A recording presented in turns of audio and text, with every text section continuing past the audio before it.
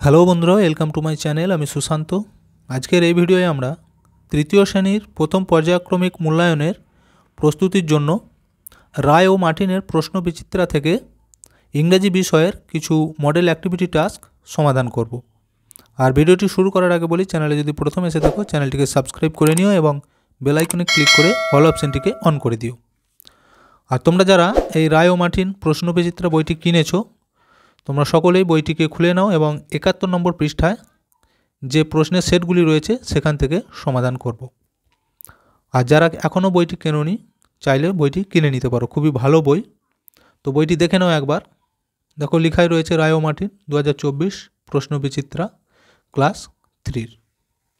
এই যে এরকম বইটি প্রথম পৃষ্ঠাটি। দেখো এখানে স্কুলের নামও কিন্তু দিয়ে দিয়েছে উপরেতে, বাঁকুড়া জেলা স্কুল। তো একের দাগের প্রশ্নগুলি কি বলেছে? Rearrange the letters and make meaningful ওয়ার্ডস। অর্থাৎ এইখানে এই যে লেটারগুলো রয়েছে এগুলো কিন্তু এলোমেলো আছে, সাজিয়ে আমাদেরকে একটা অর্থপূর্ণ শব্দ তৈরি করতে হবে। তো এই প্রথমেরটা আমরা যদি সাজাই কি হবে বলো তো? এটা আমাদের হয়ে যাবে ট্রেবেল, TERRIBLE, ট্রেবেল মানে ভয়ানক। আচ্ছা, এই বিয়েরটা এটা যদি সাজাই কি কি আছে? USRVEVI, এটাকে সাজালে হয়ে যাবে সারভাইভ, SURVIVE, সারভাইভ মানে বেঁচে থাকা।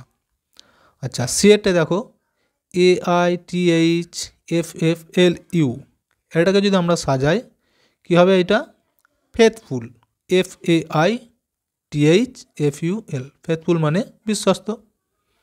আচ্ছা, ডিএরটা দেখো KCUDLING, এইটাকে আমরা যদি সাজাই হয়ে যাবে ডাকলিং, DUCKLING, ডাকলিং। ডাকলিং মানে হাঁসের বাচ্চা।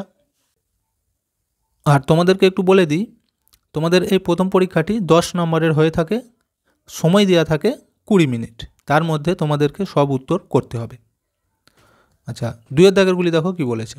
Right T for true and F for false statements. অর্থাৎ এইখানেতে যেগুলি সত্য সেগুলিকে টি লিখতে হবে অর্থাৎ ট্রু, এবং যেগুলি মিথ্যা সেগুলিকে F অর্থাৎ ফলস। দেখো তাহলে একেরটা কি বলেছে? The lion invited the camel to stay with them. Lion মানে কি? সেই সিংহটি, ইনভাইটেড মানে কি আমন্ত্রণ জানিয়েছিল, ক্যামেল অর্থাৎ উটটিকে, স্টে উইথ দেম তাদের সাথে থাকার জন্য। তাহলে এটি কি হবে? এটা সত্য, টি হয়ে যাবে। আচ্ছা, বিয়েরটা দেখো the tiger, the Camel and the Jekyll were very lazy. অর্থাৎ সে বাঘটি, উটটি এবং শিয়ালটি তিনজনে খুবই অলস ছিল। এটা কিন্তু ভুল, কারণ উটটা অলস ছিল না। তাহলে এটা হয়ে যাবে এফ।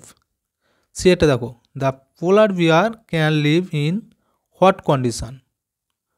তাহলে সেই পোলার বিয়ার, মেরু ভল্লুকটি, লিভ মানে কি বাস করতে পারে কোথায়? হট কন্ডিশন অর্থাৎ গরম আবহাওয়ায়।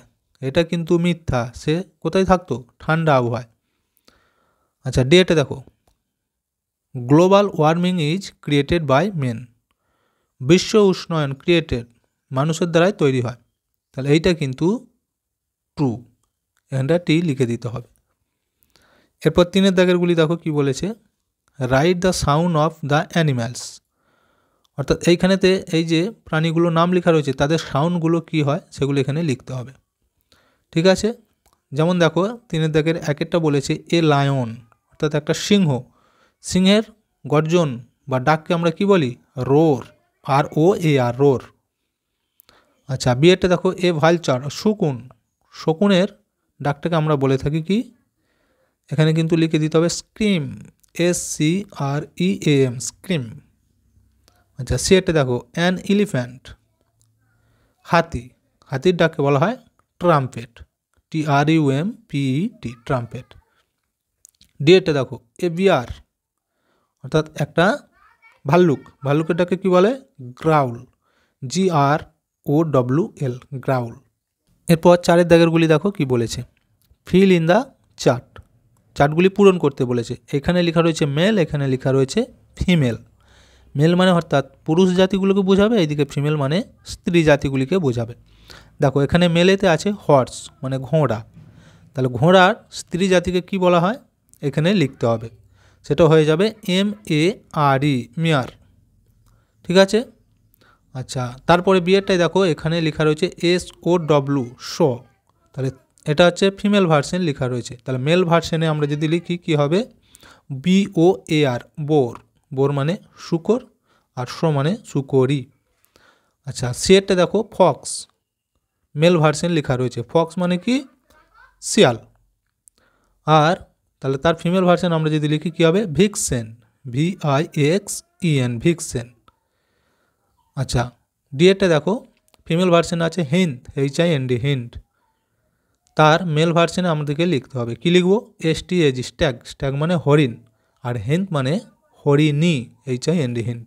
বুঝে গেল। এরপর দেখো 5 দাগেরগুলি কি বলেছে, অ্যান্সার দ্য ফলোয়িং কোশ্চেন।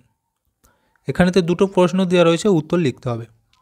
এটা বলেছে which animal is the common food of Tigers, অর্থাৎ বাঘেদের সাধারণত খাবার কি, কোন পশুটি।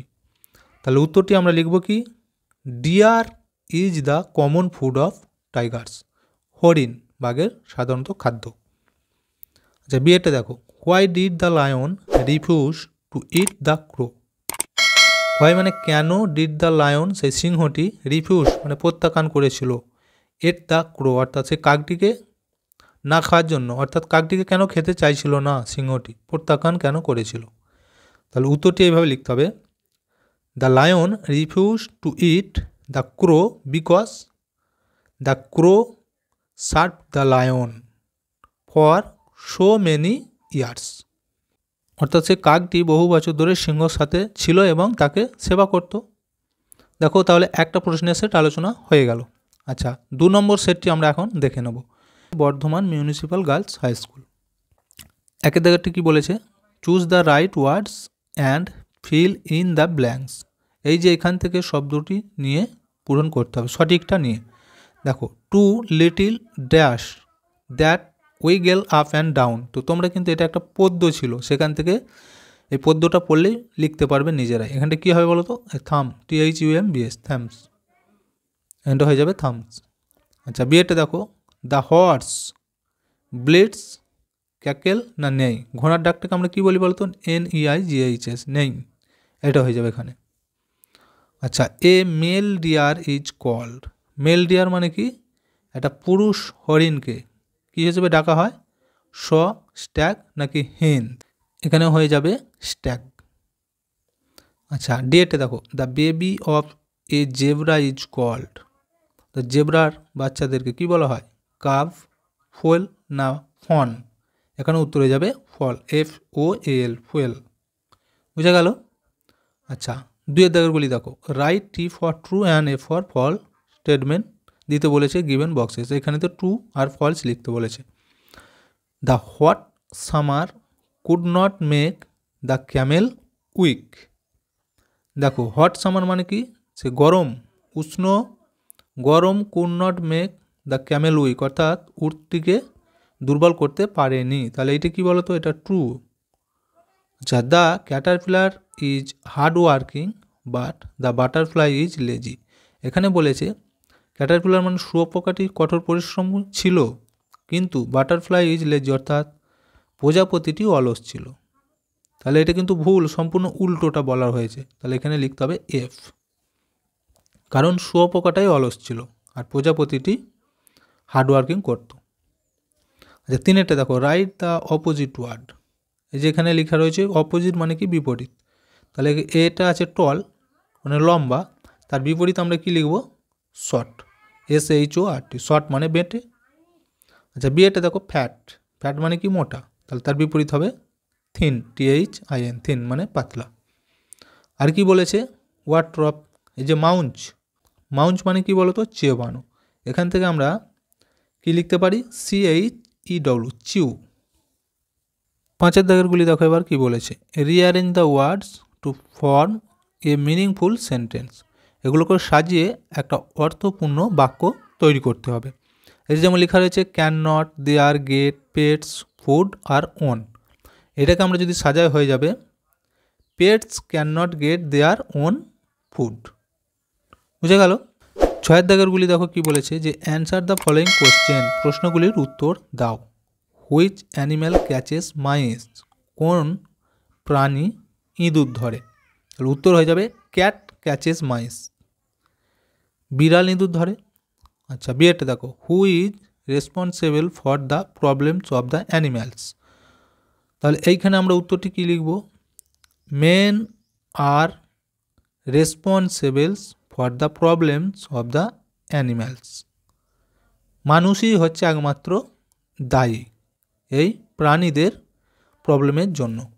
সিয়েটা দেখো যেমন কি বলেছে, where is the polar bear from, অর্থাৎ পোলার বিয়ার কোথা থেকে এসেছিল? তাহলে এখানে কি হবে? The polar bear is form Siberia, Siberia থেকে এসেছিল। আচ্ছা ডিএটা দেখো, name 2 days of the week starting with the letter T, অর্থাৎ দুটো দিনের নাম লিখতে বলেছে একটা সপ্তাহের মধ্যে যাদের শুরুটা হয় টি দিয়ে। তাহলে কী কী হতে পারে? একটা হবে টুইসডে এবং একটা হবে থার্সডে। তাহলে দেখো আমাদের দুটো প্রশ্নের সেট সম্পূর্ণ আমরা আলোচনা করে ফেলেছি।